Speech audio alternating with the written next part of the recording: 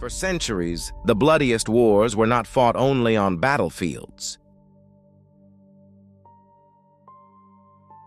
Deep wounds were inflicted on budgets. Bankruptcies occurred in factories. Permanent damage was done to monetary systems.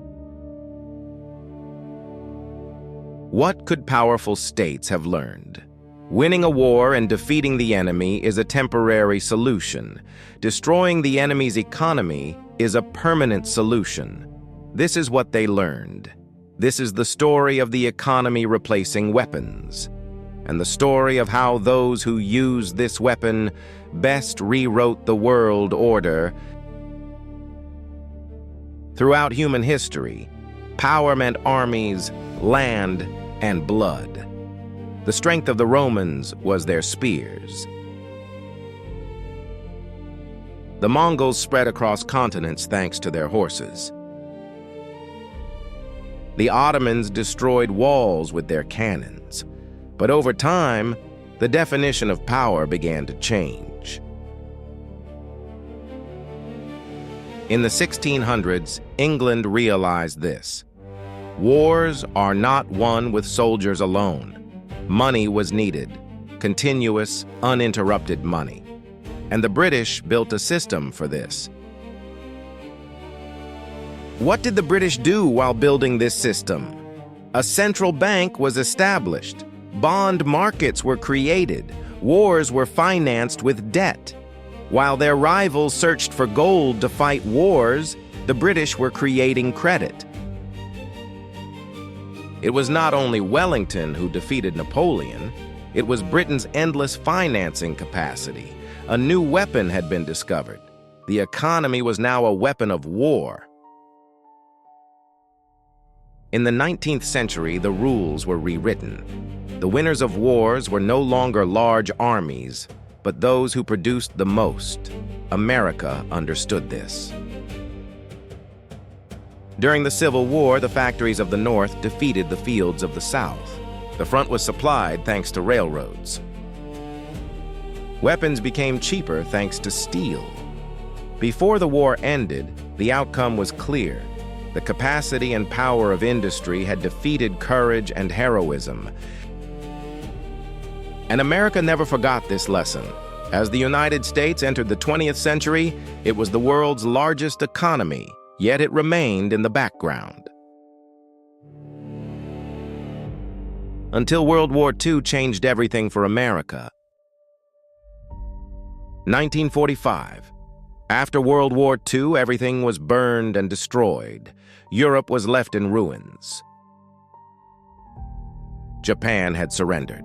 Colonial empires had begun to collapse. Two powers remained standing. Who were they? The United States and the Soviets.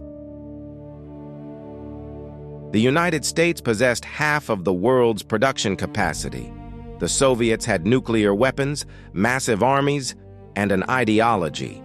A formal war never began between these two countries, but a struggle for power began, and the battlefield of this war was the economy. What was the first move of the United States? The Marshall Plan. $17 billion for a devastated Europe. But why? Not out of generosity, but strategy. A hungry and poor Europe had the potential to drift toward communism. A wealthy and stable Europe would become the shield of capitalism. America used money as a weapon, and the plan worked. What was the Soviet move? The Soviets made a similar move in Eastern Europe. Their plan was different from that of the United States. Their plan involved taking resources, not giving them. Two different systems, two different strategies. They would see the results decades later. In the 1970s, the Soviets were strong. They had won the space race and matched nuclear power. However, the Soviets had a fatal weakness. They had tied their entire system to a single thing: oil revenue. The United States knew this and implemented its plan to damage the Soviet system. In the 1980s, the Reagan administration reached an agreement with Saudi Arabia. Oil prices were lowered. The Soviets' main source of income was cut off. Meanwhile, the United States increased its defense spending. The Soviets tried to keep up, but their economy could not handle it.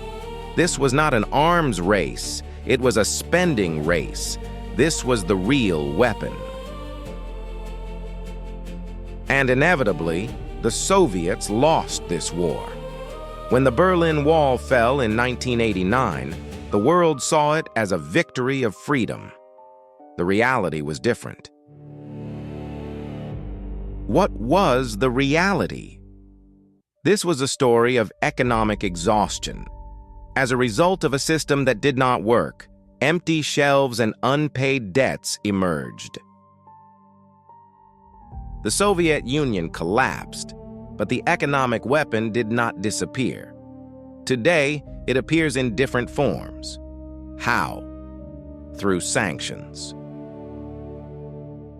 Through economic blockades imposed on Russia, Iran, and North Korea.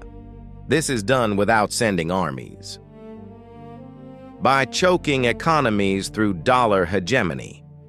Since the dollar is the world's reserve currency, this gives the United States unprecedented power.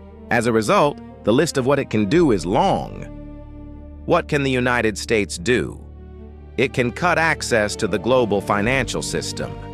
It can remove countries from SWIFT. It can isolate a country from the global economy. Technology wars. Cutting off chip sales to China. Isolating Huawei from the global market. Leaving a rival behind in the race for artificial intelligence. The weapon changes, but the logic remains the same. There is no need for armies or bombs to collapse an enemy. Cutting off access to the economic system is enough. When we look at history, one truth becomes crystal clear. The powers that endured were not those who fought the best wars. They were those who built the best economic systems. These countries used the economy as the most effective weapon. Britain fought with debt and won. America fought with production and won. The Soviets lost because they could not produce. And today, a new war has begun. Data wars. The new weapon is technology. The winner is not yet clear. But the rule remains the same. A power that cannot turn its economy into a weapon withdraws from the stage of history. As always,